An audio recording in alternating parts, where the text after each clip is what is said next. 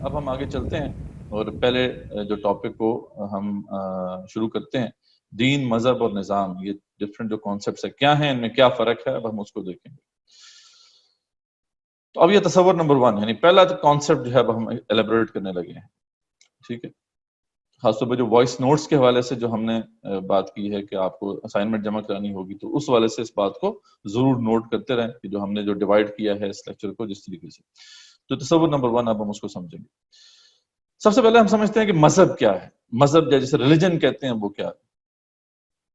اسلام کے بارے میں اکثر کہہ دیا جاتا ہے کہ یہ مذہب ہے، ٹھیک ہے، جیسا کہ دیگر مذاہب ہیں، لیکن یہ بات درست نہیں ہے۔ اسلام کے بارے میں کہنا کہ یہ صرف مذہب ہے، یہ بات درست نہیں ہے۔ ہاں، دیگر جو مذاہب ہیں ان کے بارے میں کہا جائے تو بات سمجھ میں آتی ہے، لیکن دنیا میں جب ہم مذہب کو ڈیفائن کرتے ہیں یا ریلیجن کو ڈیفائن کرتے ہیں تو اس کے اندر 3 چیزیں آ جاتی ہیں: ایمانیات یعنی سیٹ آف بلیفس، عبادات فارمز آف ورشپ، اور کچھ ریچولز، رسومات، ٹھیک ہے۔ یہ ہے جو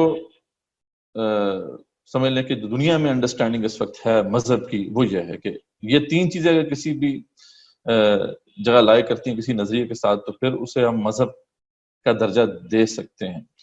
اس حوالے سے دیکھا جائے تو اسلام کی بھی یہی بات ہے، اپنے عقائد ہیں، اپنے سیٹ آف بلیفس ہیں، عبادات ہیں، نماز، روزہ، حج، زکوٰۃ ہے، رسومات ہیں، نکاح ہے، عقیقہ ہے، جنازہ ہے، وغیرہ وغیرہ۔ اسی طریقے سے دیگر مذاہب کے اندر بھی یہ باتیں آپ کو نظر آتی ہیں۔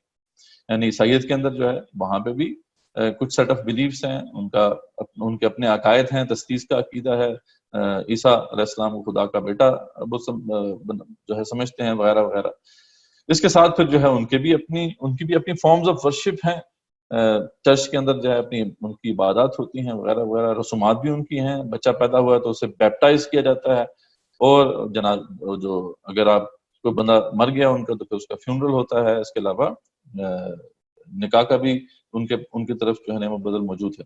اس طریقے سے دیگر مذاہب جو ہے، اب ہندو مت ہے، جین مت ہے، وغیرہ وغیرہ، یہودیت ہے، یہ سب مذاہب ہیں۔ تو یہ انڈرسٹینڈنگ ہے مذہب کی جیسا کہ دنیا میں سمجھا جاتا ہے۔ اسلام کو اگر ہم یہ کہیں گے کہ وہ صرف مذہب ہے تو یہ درست نہیں ہے، کیونکہ اسلام کے اندر ہم جیسا کہ آگے دیکھیں گے اس کے بیونڈ بھی بہت ساری چیزیں موجود ہیں۔ اچھا، پھر دنیا میں نظام ہوتے ہیں، ٹھیک ہے۔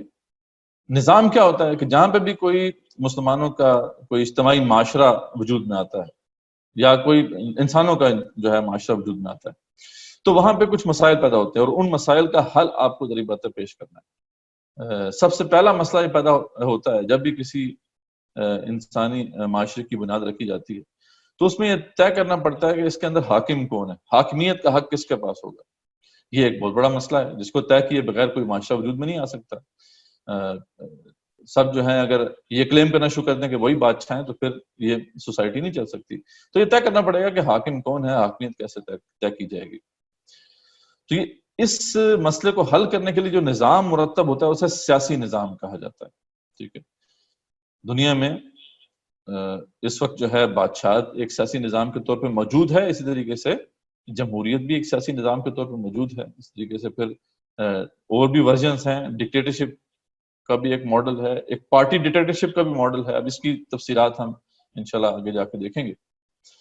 تو یہ ایک ایشو ہے حاکمیت کا، اس کو حل کرنے کے لیے یہ پھر نظام جو ہے ہمارے سامنے بنتا ہے اور اس کی ضرورت پڑتی ہے۔ دوسرا مسئلہ جو کسی بھی معاشرے کو جس کی ضرورت ہوتی ہے وہ یہ طے کرنا کہ مالک کون ہے۔ یہاں پہ ایسٹس جتنے بھی اثاثے ہیں اور جتنا بھی سرمایہ جنریٹ ہو رہا ہے، آپس میں جو بھی ٹرانزیکشنز ہو رہی ہیں، بزنس چل رہا ہے، اس سے جو سرمایہ جنریٹ ہو رہا ہے، اس سب کا مالک کون ہے، ٹھیک ہے۔ تو اس مسئلے کو حل کرنے کے لیے جو نظام مرتب ہوتا ہے اسے ہم معاشی نظام کہتے ہیں۔ دنیا میں ہم دیکھتے ہیں کہ 2 بڑے معاشی نظام قائم ہیں، ایک سرمایہ داری نظام ہے، دوسرا اشتراکی نظام ہے، ٹھیک ہے۔ سرمایہ داری نظام میں زیادہ اونرشپ جو ہے وہ ایک فرد کے پاس رکھی گئی ہے، جبکہ اشتراکی نظام میں زیادہ اونرشپ جو ہے وہ ریاست کے پاس ہے۔ تو یہ تھوڑا سا ایک بنیادی فرق ہے ان میں۔ کہنے کا مقصد ہے کہ یہ ایک ضرورت ہے، کسی بھی معاشرے کی ضرورت ہے۔ اس طریقے سے کوئی بھی معاشرہ اس کی کچھ اقدار ہوتی ہیں، کچھ ویلیوز ہوتی ہیں جس کے اوپر اسے کھڑا کیا جاتا ہے۔ اس معاملے کو جو طے کرنے کے لیے نظام مرتب ہوتا ہے اسے معاشرتی نظام کہتے ہیں۔ یہ ویلیوز جو ہیں دنیا کے اندر جو بڑی بڑی ویلیوز ہیں جس پہ جو ہے معاشرے چل رہے ہیں، وہ آزادی ہے، مساوات ہے، عدل ہے، ٹھیک ہے، فریڈم، ایکوالٹی اینڈ جسٹس. تو یہ بیسیکلی نظام کی ہم نے جو ہے ڈیٹیلز دیکھیں گے. نظام کسے کہتے ہیں؟ ہم نے مذہب کو دیکھ لیا کہ مذہب کسے کہتے ہیں، نظام کو دیکھ لیا کہ نظام دنیا میں جو ہے کتنے قسم کے نظام ہیں اور ان کی ضرورت کیوں ہمیں پیش آتی ہے. تو یہ ساری باتیں اب ہم نے دیکھی. اب یہاں پہ سوال ہے ہمارے سامنے کہ کیا اسلام صرف مذہب ہے؟ کیا اسلام کے اندر صرف ایمانیات ہیں، عبادات ہیں اور رسومات ہیں اور بس؟ کیا اسلام کے اندر نظام سے متعلق کچھ ہدایات ہیں یا نہیں ہیں؟ یہ ہے سوال جو بہت امپورٹنٹ ہے ہمارے لیے. یہاں پہ جب ہم دیکھتے ہیں تو ہمیں واضح طور پہ نظر آتا ہے کہ اسلام کے اندر تو بڑی تفصیلی احکامات موجود ہیں. ان سارے امور سے متعلق بھی، نظام کے جو معاملات ہیں ان سے متعلق بھی دیگر جو ہیں احکامات موجود ہیں. سیاسی نظام سے متعلق کیا ہدایات ہیں؟ بڑی بڑی ہدایت کیا ہیں کہ ان الحکم الا للہ، حکم تو صرف اللہ کا چلے گا. جو سوورینٹی ہے یعنی جو حاکمیت ہے وہ تو اللہ کی ہے، باقی سب ہمارے لیے تو پھر صرف خلافت ہو سکتی ہے، حاکمیت کا تو کوئی تصور نہیں ہے اسلام کے اندر. تو یہ دیکھیں ڈائریکٹ کانفلکٹ آ گیا اس اصول کے اندر جو کہ دنیا میں رائج ہے. پھر سورہ حجرات میں اس کی ایک اور رسول دیا گیا کہ یا ایھا الذین آمنوا لا تقدموا بین یدی اللہ ورسولہ، کہ ایمان والو اللہ اس کے رسول سے آگے مت بڑھو، واتقوا اللہ، اللہ سے ڈرو، ان اللہ سمیع علیم، اللہ تعالیٰ سننے والا ہے، جاننے والا ہے. یعنی یہ بہت بڑا اصول ہے جو دے دیا گیا ہے کہ کوئی بھی معاملہ جو ہے وہ اللہ کے رسول سے آگے بڑھ کے نہیں ہوگا. وہ جو حدود اللہ اس کے رسول صلی اللہ علیہ وسلم نے طے کر دی ہیں ان کے اندر رہتے ہوئے اب ہمیں رہنا. تو چاہے وہ قانون سازی ہو، چاہے وہ دیگر جو ہیں انسٹیٹیوشنز کے اصول طے کرنے ہیں، یہ سب کچھ جو ہے یہ کسی نہ کسی دائرے، کسی نہ کسی لمٹ کے اندر ہے. وہ لمٹ جو ہے وہ طے کی گئی ہے اللہ اس کے رسول صلی اللہ علیہ وسلم کی طرف سے. معاشی نظام سے متعلق بھی ہدایات موجود ہیں، بڑی تفصیلی ہدایات موجود ہیں. سب سے پہلے تو بتا دیا گیا ملکیت تو آپ کی ہے ہی نہیں، لہو ما فی السماوات و ما فی الارض، جو کچھ بھی زمین آسمان میں ہے وہ سب اللہ تعالیٰ کا ہے. آیت الکرسی میں ہم پڑھتے ہیں. پھر پورے معاشرے میں گردش دولت کا ایک سسٹم ہونا چاہیے آپ کو، کئی لا یکون دولتم بین الاغنیاء منکم، کہ دولت جو ہے تمہاری اغنیاء میں ہی نہ گردش کرتی رہے. بڑا اہم اصول ہے جس کو ہمیں امپلیمنٹ کرنا ہوگا. سود پر پابندی ہے، بڑی واضح پابندی ہے، ٹھیک ہے. الذین یاکلون الربا لا یقومون الا کما یقوم الذی یتخبطہ الشیطان من المس، کہ جو بھی کھاتا ہے سود تو وہ پھر ایسے کھڑا ہوگا، نہیں کھڑا ہوگا سوائے ایسے شخص کے کہ جس کو شیطان نے مس کر کے خبتی بنا دیا. آگے سورہ بقرہ میں آتا ہے کہ یا ایھا الذین آمنوا اتقوا اللہ وذروا ما بقی من الربا، ایمان والو اللہ تعالیٰ سے ڈرو اور جو بھی سود میں باقی رہ گیا اسے چھوڑ دو. ان کنتم مؤمنین، اگر تم ایمان والے ہو. فإن لم تفعلوا، اگر تم ایسا نہیں کرتے، فأذنوا بحرب من اللہ ورسولہ، تو پھر اللہ اس کے رسول سے تمہاری جنگ ہے. ٹھیک ہے. تو بڑی واضح طور پہ انسٹرکشن دے دی گئی. جس طرح جوئے پر پابندی لگا دی گئی، انما یرید الشیطان ان یوقع بینکم العداوۃ والبغضاء فی الخمر والمیسر ویصدکم عن ذکر اللہ وعن الصلاۃ. ٹھیک. تو یہ جو ہے بے شک یہ شیطان ہی ہے کہ وہ تو چاہتا ہے کہ سود جو اپنا شراب ہے اور جوئے کے ذریعے تمہارے درمیان جو ہے عداوت پیدا کرے، دشمنی پیدا کرے اور تمہیں اللہ کی یاد سے غافل کر دے، نماز سے غافل کر دے. اس لیے جوئے پر پابندی ہوگی. تو یہ سارے احکامات ہیں جن کو ہمیں فالو کرنا ہوگا. یہ سارے اصول ہیں جو طے کر دیے گئے اسلامی معاشی نظام کے حوالے سے.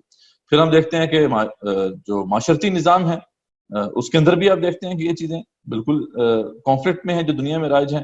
دنیا میں رائج کیا ہے کہ آزادی ہونی چاہیے، لیکن اللہ تعالیٰ تو مادر پدر آزادی کے بالکل خلاف ہیں. اللہ تعالیٰ نے بلکہ ہمارے لیے جو اصول طے کیا ہے، وہ ویلیو جس کے اوپر اسلامی معاشرہ بنے گا وہ ہے بندگی. ٹھیک ہے. ما خلقت الجن والانس الا لیعبدون.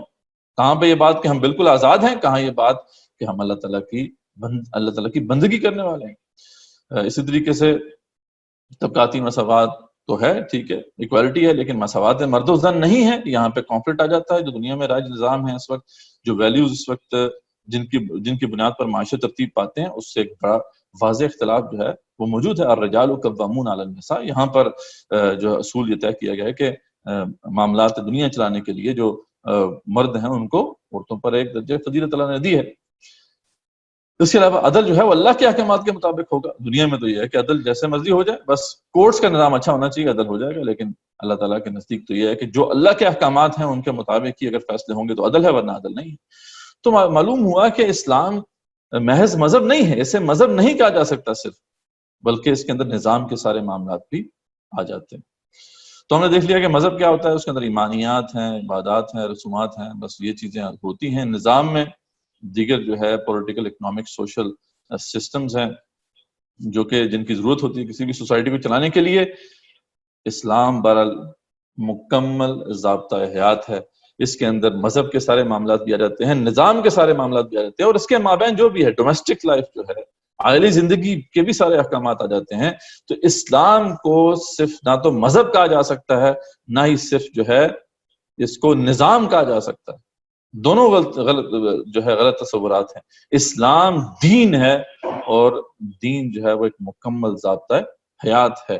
اس لیے اللہ تعالیٰ نے قرآن میں اسلام کو کہیں پر نہ تو مذہب کہا، نہ نظام کہا، بلکہ دین کہا. ٹھیک ہے جی، ان الدین عند اللہ الاسلام، اللہ کے نزدیک دین اسلام. ٹھیک ہے جی. اور یہ سارے تصورات جو ہیں قرآن مجید میں ہمارے سامنے بڑی تفصیل سے آ جاتے ہیں کہ دین کا تصور جو ہے اس کے اندر قانون بھی آ جاتا ہے. ٹھیک ہے جی. یوم الدین ہم اس لیے کہتے ہیں کہ وہ بدلے کا دن ہے، اور دین کا مطلب ایک بدلہ بھی ہے، اور بدلہ کسی کوڈ آف کنڈکٹ کے مطابق ہوتا ہے.